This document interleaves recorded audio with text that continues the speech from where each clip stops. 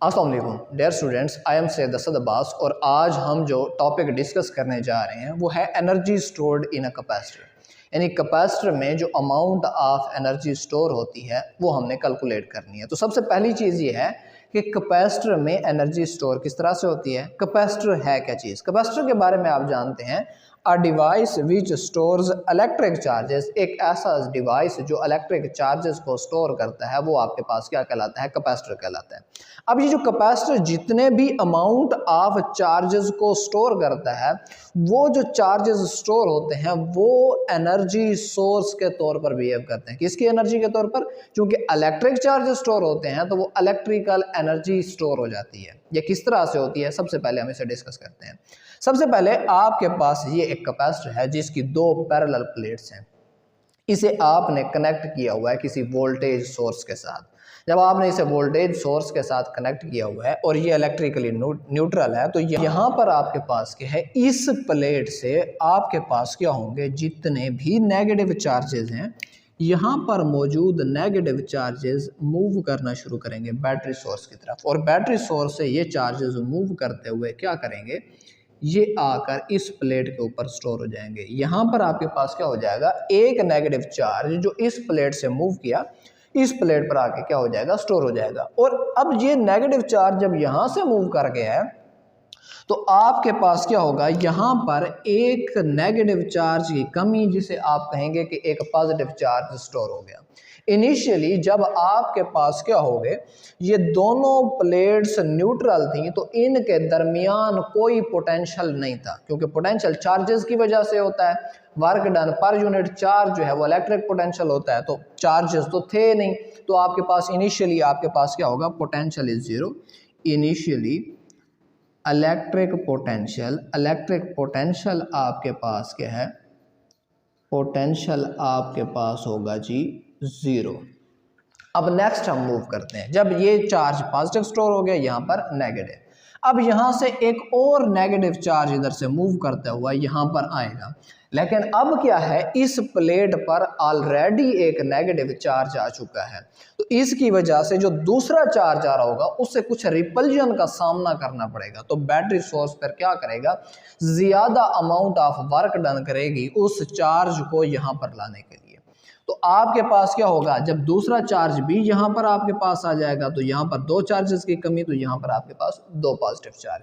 Similarly ये procedure आपके पास क्या होगा, स्टार्ट होगा, और ग्रेजुअली आपके पास इलेक्ट्रिक पोटेंशियल की वैल्यू भी बढ़ती जाएगी।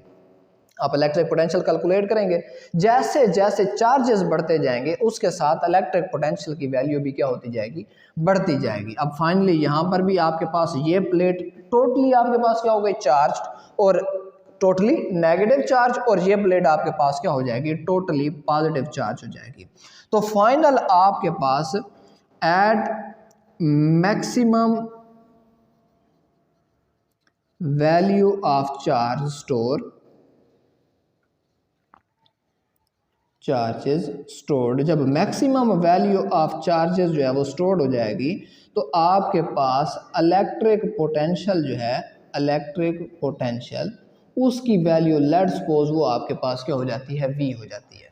अब ये जो आपके पास चार्जेस स्टोर हो गए हैं, तो इन चार्जेस की वजह से आपके पास क्या होगा, देखें जब आप किसी चीज़ पर वर्क डन करते हैं तो उसके नतीजे में एनर्जी स्टोर हो जाती है उस ऑब्जेक्ट पर। जिस ऑब्जेक्ट पर आप वर्क डन करते हैं उसमें एनर्जी स्टोर हो जाती है। अगर आप वो क्या करेंगे, वर्क डन करेंगे ग्रेविटेशनल फील्ड के अंदर, तो आपके पास जो अमाउंट ऑफ एनर्जी स्टोर होगी वो ग्रेविटेशनल पोटेंशियल एनर्जी होगी।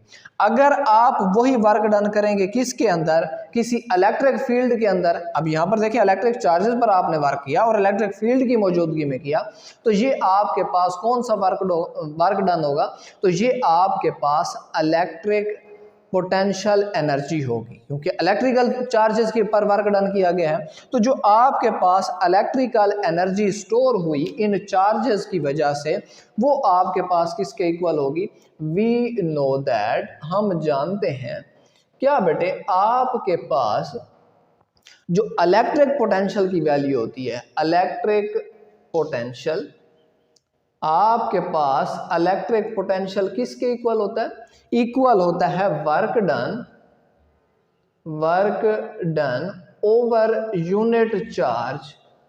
लेट सपोज बेटे, लेट सपोज आपके पास जो इलेक्ट्रिक पोटेंशियल है, फाइनली क्या हो गया था V, तो हम क्या करते हैं कि इलेक्ट्रिक पोटेंशियल आपके पास V है। वर्क डन जो होता है वो इक्वल होता है वर्क एनर्जी प्रिंसिपल से, इक्वल होता है एनर्जी स्टोर्ड के। तो ये आपके पास क्या है एनर्जी, और उसे हमने E से रिप्रेजेंट किया, और यूनिट चार्ज आपके पास क्या है Q। तो यहां से अमाउंट ऑफ एनर्जी किसके इक्वल हो जाएगी, this implies that E is equal to, E किसके इक्वल हो जाएगा, QV।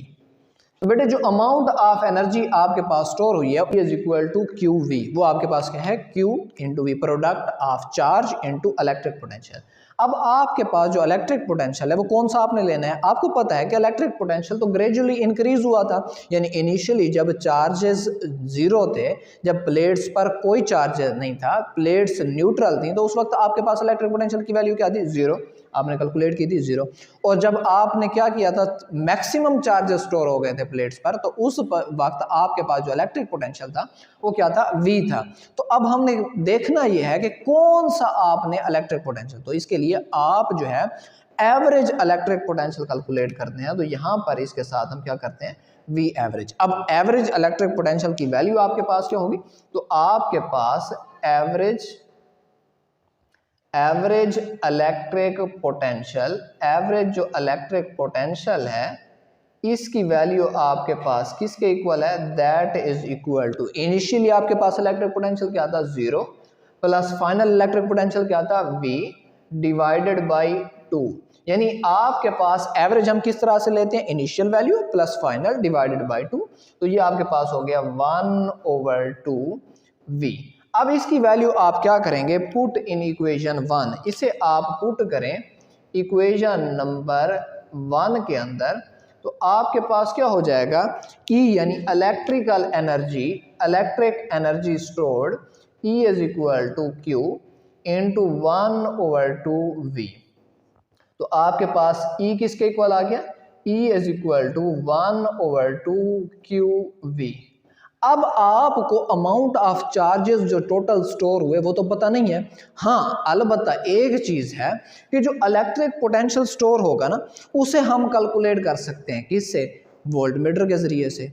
और जो आपके पास कैपेसिटेंस ऑफ कैपेसिटर है वो हमें पता है कि कैपेसिटर के ऊपर मेंशन होती है कि इसकी कैपेसिटेंस कितनी है, से आपके पास क्या होती है, 200 माइक्रोफेराड है या 2.5 माइक्रोफेराड है, ये आपके पास क्या है उसके ऊपर मेंशन होती है, तो ये हमें पता चल सकती है। तो इस Q को हम रिप्लेस करते हैं, किस तरह से रिप्लेस कर सकते हैं, कैपेसिटेंस और इलेक्ट्रिक पोटेंशियल से। वी नो दैट, हम जानते हैं, और ये आपने कैपेसिटर के टॉपिक में पढ़ा क्या, कि आपके पास Q किसके इक्वल है, Q is equal to CV।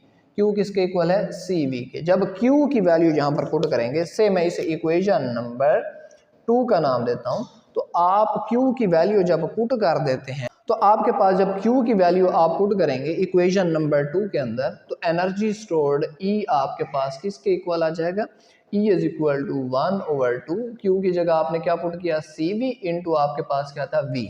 अब ये भी इलेक्ट्रिक पोटेंशियल है, ये भी, तो आपके पास energy stored E is equal to 1/2 CV square, that is equation number 3। यानी इलेक्ट्रिकल एनर्जी जो एक कैपेसिटर में स्टोर होती है वो किसके इक्वल होती है, half of product of capacitance and square of electric potential is equal to electrical energy. वो किसके इक्वल है, amount of electrical energy stored in a capacitor, जो amount of electrical energy capacitor में स्टोर होती है उसके। अब ये आपके पास क्या आ गया, एक जनरल रिलेशन आ गया। लेट्स सपोज हमारे पास कैपेसिटेंस जो है वो अवेलेबल नहीं है, तो फिर आप इसे किस तरह से कैलकुलेट करते हैं, आपके पास capacitance of a parallel plate capacitor का फार्मूला, क्योंकि यहाँ पर आपने जो कैपेसिटर लगाया हुआ है वो एक पैरेलल प्लेट कैपेसिटर है, और पैरेलल प्लेट कैपेसिटर की कैपेसिटेंस हमने लास्ट टाइम कैलकुलेट की थी, और वो आपके पास किसके इक्वल थी, वी नो दैट, हम जानते हैं कि आपके पास जो C की वैल्यू थी, capacitance for parallel plate capacitor, उसके लिए आपके पास C किसके इक्वल था, C was equal to A epsilon naught epsilon R over आपके पास क्या था, D। That was equal to, यहाँ पर हमने क्या करनी है, सी की वैल्यू पुट करनी है और आपके पास जो इलेक्ट्रिक पोटेंशियल वी है इसकी वैल्यू भी पुट करनी है। तो इसे आपसे इक्वेशन नंबर ए का नाम दे दें एंड और आपके पास क्या है, आपने v की वैल्यू पुट करनी है। तो v आपके पास किसके इक्वल है, आपके पास पोटेंशियल ग्रेडियंट की जो डेफिनेशन है उससे आपके पास v is equal to, v किसके इक्वल है, E इंटू डी, और E आपके पास क्या है, इलेक्ट्रिक फील्ड इंटेंसिटी।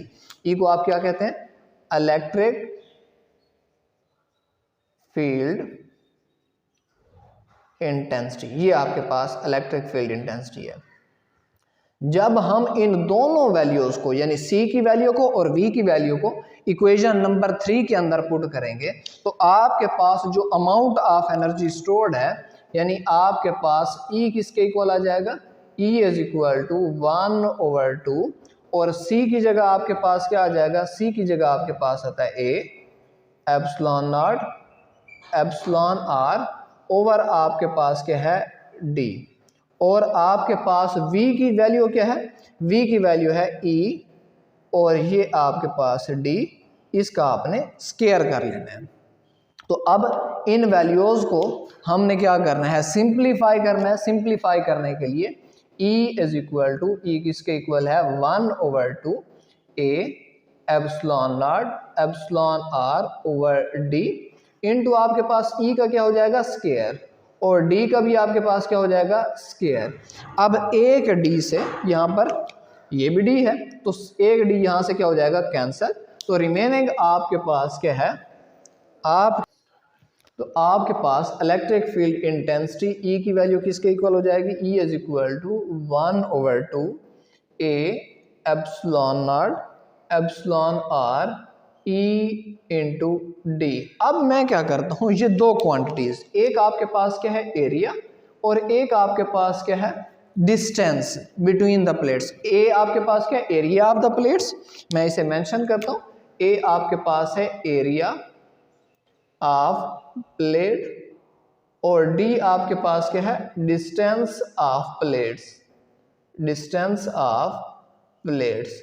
अब आप इन दोनों, क्योंकि सेम क्वांटिटीज हैं, आप क्या कर सकते हैं, इनको एक साथ लेके हैं तो आपके पास E की वैल्यू किसके इक्वल होगी, आपके पास E जो है विल बी इक्वल टू आपके पास 1/2 epsilon naught epsilon R E square, E का आपके पास क्या स्क्वायर, यहाँ पर क्वांटिटी मिस हो गई तो E का स्क्वायर आपके पास, इनटू आपके पास क्या है A और D, ये क्वांटिटी हम क्या कर लेते हैं, अलग से लिख देते हैं। तो that is electrical energy stored in a capacitor. एक कैपेसिटर में जो अमाउंट ऑफ एनर्जी स्टोर होती है वो इन फैक्टर्स पर डिपेंड करती है, यानी आपके पास किस पर डिपेंड करती है, permittivity of free space epsilon not, relative permittivity of the medium of epsilon R, E electric field intensity और वो आपके पास क्या है E, और आपके पास क्या है एरिया ऑफ द प्लेट और डिस्टेंस ऑफ द प्लेट। अब एक नई टर्म आपके पास आती है, वो है एनर्जी डेंसिटी। एनर्जी डेंसिटी आपके पास क्या होती है, energy stored per unit volume, एक यूनिट वॉल्यूम में, यानी वॉल्यूम से आपके पास यूनिट क्या है, मीटर क्यूब, तो 1 मीटर क्यूब में जो अमाउंट ऑफ एनर्जी स्टोर होती है उसे आप कहते हैं एनर्जी डेंसिटी। अब आपको पता है कि वॉल्यूम का फार्मूला आपके पास क्या होता है, वॉल्यूम आपके पास V is equal to length multiply by width and multiply by height. तो आपको पता है कि एरिया किसके इक्वल होता है, लेंथ मल्टीप्लाई बाय विड्थ, तो मैं इसे किसका नाम दे देता हूँ, लेंथ इनटू विड्थ को मैं नाम देता हूँ A का, और हाइट जो है, लेट्स सपोज हाइट को हम क्या देते हैं D है, तो आपके पास वॉल्यूम किसके इक्वल हो जाएगा, वॉल्यूम आपके पास इक्वल हो जाएगा A into D, area into distance आपके पास किसके इक्वल होता है, वॉल्यूम। यहाँ पर आपके पास क्या है, जो एनर्जी डेंसिटी इसके नतीजे में आपके पास आएगी वो आपके पास क्या है, E energy density that is equal to, ये आपके पास किसके इक्वल आ गई, 1/2 एप्सिलॉन नॉट एप्सिलॉन R, और वॉल्यूम की जगह ये A इंटू डी क्या होगा, वॉल्यूम, और इसकी वैल्यू आपने क्या पुट की 1, तो ये आपके पास 1 आ गया और ई स्क्वायर एज इट आपके पास।